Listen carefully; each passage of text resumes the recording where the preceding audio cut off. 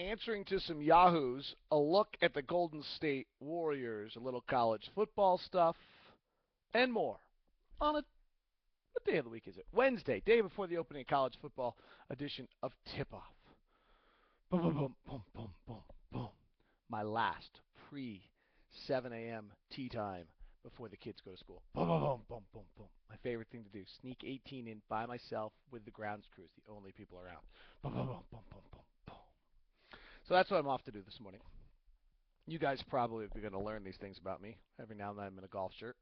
Every now and then I'm in what I wore to go to bed. Every now and then it's dark in here, like today. The sun's not up yet. Every now and then it's bright. I was a little behind. But it will start to be far more regimented starting tomorrow as the kids go to school. So last night I did a few things on the Warriors. I'll do some more today. And, of course, I got somebody who tweeted me. I got some Yahoos who tweeted me. Congrats, you're the only guy in the world talking stats in your tweets right now. NBA stats in your tweet right now. Bored. That's from Youths for Life. And then Red Zone Travel. College football starts in 3 days, and you're discussing a 23-43 Warrior team. All right, well, if Red Zone Travel and Youths for Life, you'd like some college football stuff, here it is. Riley Nelson. Last year, on 3rd and 7, 8, or 9, in other words, I asked this question whether you're comfortable in this, was 8 of 17. He had completed, though, 6 of those for first down. 6 of 17 on 3rd, 7, 8, or 9 is not bad. And on 3rd and 10 or more, he was only 6 of 20. But he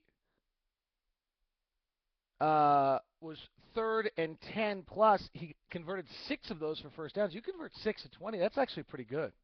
I asked the question yesterday, BYU fans, of whether or not you really believed that you were having a good result if he dropped back and passed in those circumstances. And I guess that's somewhat the answer. What's really remarkable and special are 2 things about Riley Nelson.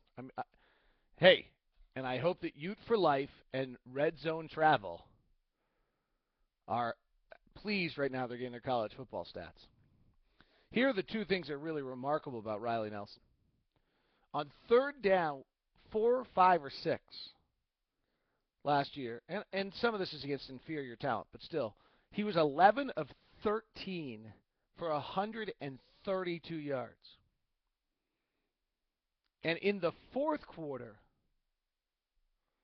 Riley Nelson completed 61% of his passes for 5 touchdowns and 0 interceptions.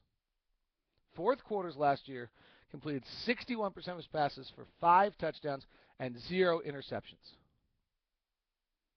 All right, Youth for Life and Red Zone Travel, were not the stats you were looking for? Oh, Mike Elisa, their starting running back, 6 yards per carry on first down last year. Oh, that's not what you wanted? All right, some Jordan Wynn numbers for you, because that'll make you happy, because you wanted college football stats. I'll take care of you. I'm listening to your desires and your needs. College football stats. Jordan Wynn. First half of games, 65% completion. Second half of games, 58%. Dropped 7%. That's got to make you feel good how he reacts after he gets hit. Touchdowns, interception ratio. First half of games, 12-4. Second half of games, 5-6. It's really the 4th quarter play of Jordan Wynn that has to, those were his 2010 numbers. Those were his 2010 numbers, because the 2011 numbers, my fault, Red Zone Travel and Youth for Life, last year, it only got worse. First half of games, 63% completion. Second half of games, 46% completion. So after he got hit a little bit, his completion percentage dropped 16 percentage points in the second half of games. In the 4th quarter of games last year,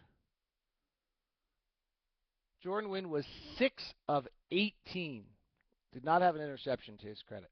6 of 18. All right, there's your college football stats. Oh, those weren't exactly what you wanted. Those didn't tell you how great your team was. Your team's good. Team's very good. In a conference with two dominant teams, Utah very well could be the third. And if you've been listening to Tip Off, I've given you a lot. I'm just playing a little tongue in cheek, a little fun with you here.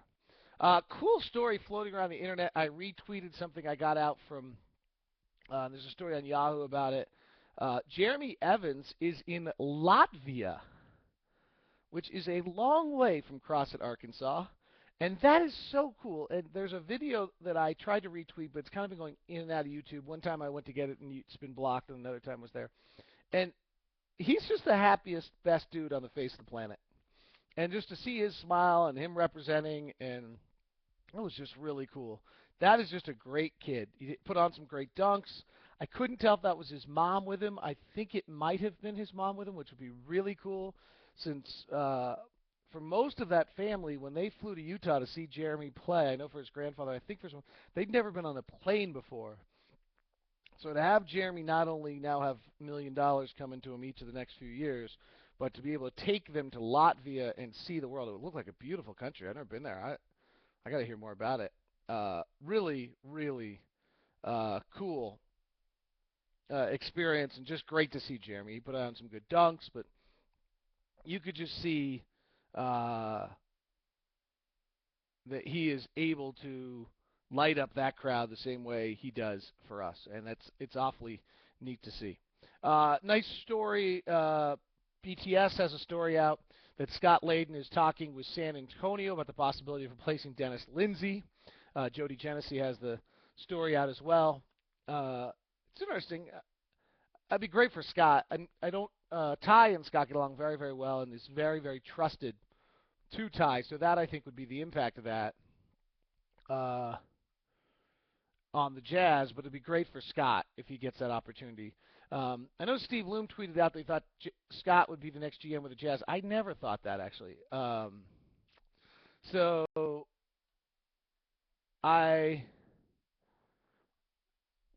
Steve, has been around longer than I have, and probably has different perspective.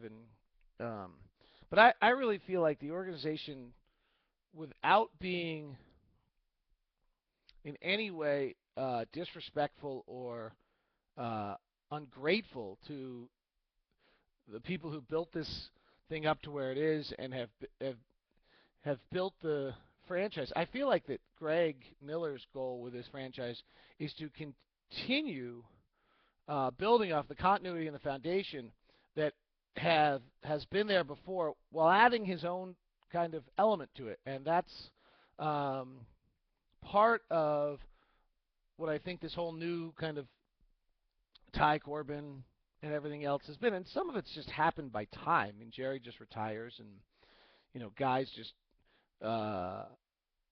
get older and move on. And Jerry not ending up taking a coaching job this offseason, I think was very eye-opening. I mean, he got offered the Portland job. It seemed to me to be the perfect job, and then he just didn't take it. And no one's quite sure what happened. I know that there's a great desire from Tammy and some others to get back into it, and for whatever reason, Jerry just didn't take that one. I don't know if he didn't feel it was right, or if maybe to some extent Jerry decided, you know what, it is a lot. So I'm not entirely clear what took place there, but I think it's all been a part of a progression. I look at the Warriors. I'll look at the Warriors more coming up today and tweeting about it. There's a few things that jumped out at me. One was really interesting, was how similar David Lee and Al Jefferson's careers have been. Both of them putting up big numbers on teams that don't win. And then ironically enough, when they play each other, they've played 14 times, and they are 7-7 against each other, and both average 16 points and 11 rebounds. The other one is that Jefferson's been very poor against Andrew Bogut. 44% shooting, 13 points a game, while Bogut's been at 61%. The bottom line, though, on this team, the Warriors really, I mean, they're a legitimate team now, which they haven't been.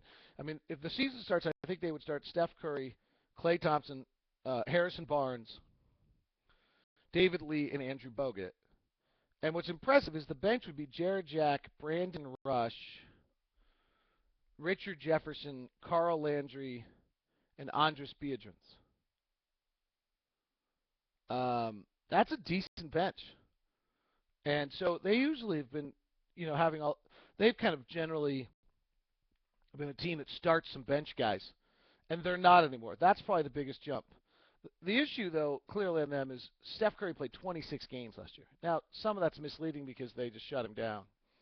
Um, but he played 74 the year before. And defensively, he's just not there. When he plays the big point guards and the best point guards, he struggles. But, who doesn't? Uh, the other one is Bogut.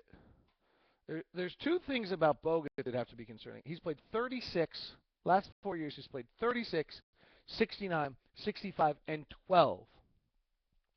But more importantly, he was a brilliant player and had that awful, awful, awful elbow injury. Since that elbow injury, he's come back. He's played 77 games. He's averaging 13 points. He's only shooting 49% from the field. And he's only making 46% of his free throws.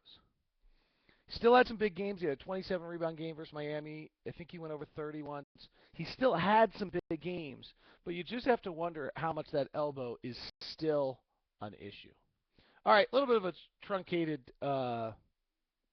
edition today. This is not. I'm not going to bore you with. I'm trying to record 2 podcasts today. You guys like the idea of my buddy who's a comedy writer, who's a big sports fan, so I will follow through on that. And 2 guys on the 12 is trying to get off the ground if I can get Ian Furness to zero in on a time to do it. Ian loves to be perfect.